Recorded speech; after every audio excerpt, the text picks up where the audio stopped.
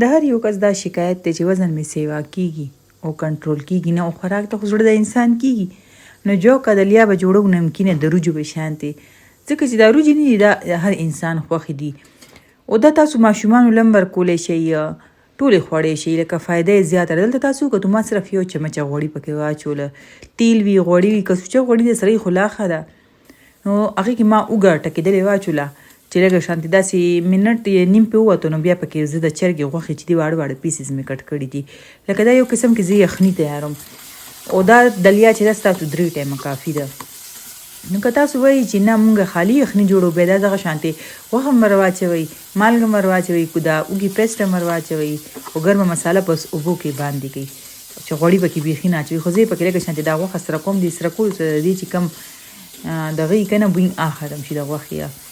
نو دا ځکه زه لګیم دلته. بس دا 3-4 منټه زه سره کړم او د دې کې به بیا مونږ وواچو. ښه چې دلیه ده، ما یو پیاله دلیه اغوستې ده که نه، جوکه دا جوکه دلیه چې ده دغه ته وایي اوربشو ته. نو ما 2 غنټې مخکې خوشته کړې وه، بیا ورته زه فارغه نه شوم، غنټه هم صحیح وي.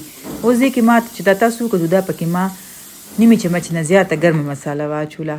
نو د دلیه په حساب باندې به دې کې لکه مونږ اوبه اچوو، چې تاسو یو پیاله دلیه نو اوبه پکې 2 پیالې واچوئ. ما پکې 3 واچولې ځکه چې زه به یخني پخوم ډېر ټایم پورې، چې دا غوښې پیسونه پکې نرم شي.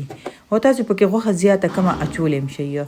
وګورئ ښه ده، دا تاسو نارمل روجو په شانتې پخولی شي، چې لکه پیازو تړکه وکوئ، بیا ټماټرو تړکه وکوئ، هغه شانتې ماشومان بیا خوري شوق سره. دا بالکل کیچړي په شانتې لګي. او شنه مرچکي شو، دا سره مرچکي دا پکې زه ځکه اچوم چې زما دا شی نه خوښ وي، چې لږ شانتې تریخ وي. ته داسې تریخ هم نه و، ولې چې مونږ کله چې کوم کشر خان دی هغه هم شوق سره وخوړو، بس نارمل تریخ و.